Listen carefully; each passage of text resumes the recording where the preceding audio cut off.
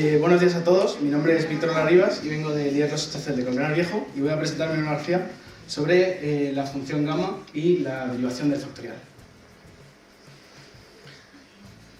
Estoy buscando el botoncito de presentar. Está cargando, tarda un rato. Va a salir ahora... Abajo a la derecha.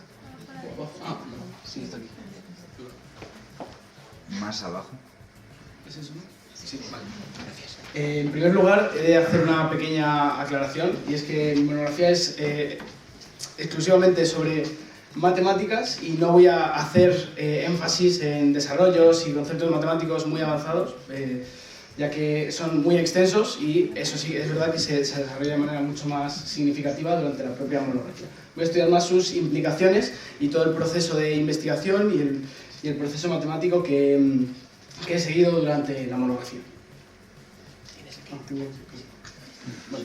He elaborado un pequeño índice para estructurar la presentación.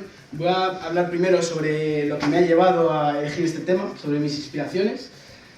Voy a hablaros sobre el marco teórico y los objetivos de mi monografía, sobre las técnicas matemáticas empleadas, sin hacer mucho énfasis en el desarrollo matemático, en mi método de investigación, es decir, cómo llego a desarrollar todos los conceptos que voy a necesitar emplear durante la monografía, y un apartado de conclusiones y reflexiones que he adquirido gracias a la propia monografía. Primero, he de hablar sobre la inspiración. En primer lugar, siempre me ha interesado la capacidad que tienen las matemáticas para conciliar aspectos propios de distintos campos, que no tienen relación aparente. Es por ello que mi monografía se centra en tres grandes temas. El estudio del cambio y la continuidad, que me ha llevado a hablar sobre cálculo diferencial, integral y análisis complejo. El estudio de funciones no analíticas, como es el caso de la función factorial, la cual está definida tan solo para los números naturales. Y la fuerte presencia del factorial en inducción matemática. El principio de inducción matemática me parece un método bastante poderoso y bastante útil, que se da en el bachillerato internacional en matemáticas de nivel superior, y es uno de los conductores de esta monografía.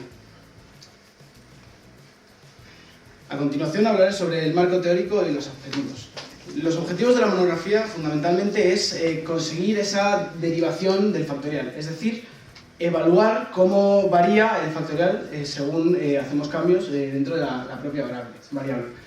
Como ya he dicho antes, el factorial es una función que no es analítica, es una función que tiene discontinuidades. La podemos representar como puntos aislados, ya que solamente está definida para los números naturales. Si queremos derivarla, necesitaríamos que esta función fuese representada por una curva, para calcular cuál es su pendiente en cada uno de los puntos de la curva. Para ello, lo que tenemos que hacer es la continuación analítica del factorial. La continuación analítica del factorial se traduce básicamente en esta función de aquí, que es la función gamma de Euler. Este es un pequeño gráfico que sirve para ilustrar esta continuación analítica. Vemos dos circunferencias, una circunferencia grande y otra circunferencia pequeña. Estas circunferencias representan los valores de la función. La función gamma, que está representada más hacia la izquierda, es una función con dominio complejo y que tiene polos o singularidades en sus enteros negativos. Vemos que hay un círculo más pequeño dentro, que es su expresión para el factorial, y ese dominio del factorial está absolutamente incluido dentro del dominio de la propia función gamma. Es decir, en los enteros ambas funciones convergen. Los enteros es el dominio completo de la función factorial. Sin embargo, la función gamma tiene un dominio mucho más amplio. Hay muchísimos más valores para los que podemos definir gamma. Estos son algunos gráficos. El gráfico de vuestra izquierda es una representación de los valores complejos de la función gamma en el plano complejo, y el de la derecha es una representación de los valores reales de la función gamma. Aquí podemos ver cómo la función gamma y la función factorial convergen absolutamente en todos los enteros positivos.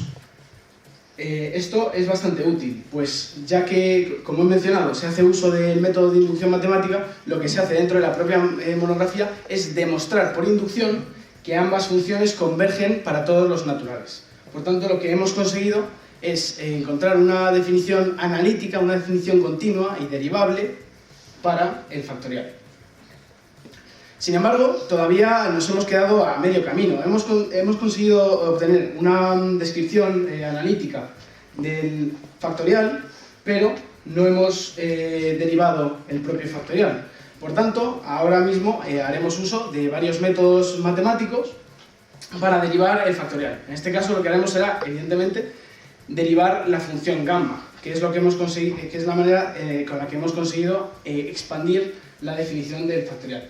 Haremos uso de derivadas parciales, que mediante algunas demostraciones con el primer y el segundo teorema fundamental del cálculo, lo que haremos será derivar la variable de la función gamma dentro de la propia integral que constituye y las funciones poligamma. Las funciones poligamma pueden sonar bastante a chino, pero realmente no es tan antiintuitivo como parece. La función poligamma se define como la enésima más una derivada logarítmica de la función gamma. El logaritmo aparece aquí simplemente para, de alguna manera, reducir los valores tan extensos del factorial.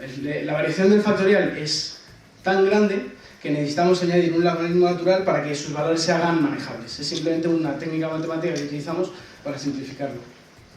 Este es un gráfico móvil sobre la variación de la recta pendiente en toda la curva de la función gamma y cómo vemos que aumenta exponencialmente. Y finalmente llegamos a las aplicaciones. Leonhard Euler decía que la curva más bella era aquella que resolvía un problema. Hay mucha verdad en esta cita, ya que las matemáticas son el lenguaje a través del cual comprendemos el mundo de manera lógica y analítica. Por tanto, como no podría ser menos, también existen aplicaciones físicas de los métodos desarrollados en esta monografía. Un ejemplo es la fórmula de la entropía de Boltzmann, la cual podemos derivar utilizando los métodos mencionados anteriormente. No me voy a extender en el procedimiento matemático. Si alguien quiere hablar conmigo esto después o en la fase de preguntas, puedo dar más detalles después. Uno de los aspectos más importantes en relación con la investigación matemática es el procedimiento de la propia investigación, el método de investigación. Yo, personalmente, me considero un gran admirador del gran físico y matemático Richard Feynman. Su manera de entender el mundo y las matemáticas no conocía límites, y es por ello que trato de adaptar este pensamiento a mis propias investigaciones.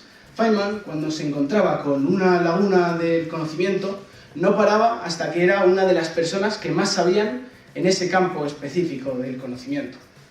He tratado de adaptar este pensamiento para así desarrollar un método matemático de investigación que me ayude a desarrollar mi monografía sin trabas. Se basa en detectar un problema, una laguna del conocimiento que impide que tú puedas desarrollar tu monografía o tus métodos de manera normal, hacer énfasis en dicha laguna, reforzar ese conocimiento y tu comprensión de ese conocimiento con la búsqueda de material universitario y académico o incluso con vídeos de YouTube y a través de esto obtener una comprensión profunda de este tema específico. Para evaluar si esta comprensión es tan profunda, lo que hago es realizar ejercicios y cálculos informales en una pizarra para ver si realmente entiendo lo que estoy haciendo y si realmente entiendo las bases del conocimiento que estoy adquiriendo. Y en el caso de que todavía me queden lagunas, vuelvo a comenzar el proceso. Y todo esto lo que hace es asegurar el éxito del proceso de investigación. Finalmente, es importante hablar sobre las conclusiones y las reflexiones. He dividido este apartado en dos partes. Uno que se centra en las implicaciones académicas y otro que se centra en otras implicaciones. En cuanto a las implicaciones académicas, es importante mencionar que esta monografía me ha ayudado a adquirir un conocimiento mucho más profundo sobre análisis complejo y sobre cálculo diferencial e integral. Además de permitirme ver las matemáticas con otra perspectiva, sobre su versatilidad y sobre la conexión que existe entre distintos campos de las matemáticas. En cuanto a otras... Bueno, primero también he de hacer énfasis en la extensión del material que existe sobre el tema específico que estoy tratando, y es que en una monografía de tales magnitudes es muy importante saber cómo clasificar la información y cómo dosificarla. Pues actualmente mi monografía no está terminada y tengo un borrador en el que falta la conclusión y los ejemplos experimentales de 4.600 palabras.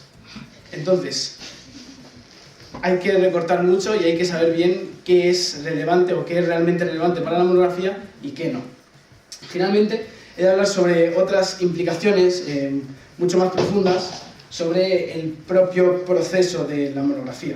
Completamente aparte del ámbito académico, en mi caso, el programa de la monografía ha supuesto un antes y un después en términos creativos y relacionados con el hábito de investigación.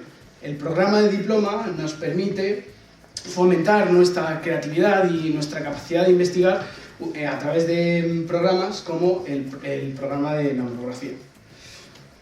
Y además también es muy importante el hecho de fundamentar un hábito de investigación. Para futuros investigadores es muy importante todos los días o todas las semanas hacer un poco de la monografía, investigar y seguir indagando.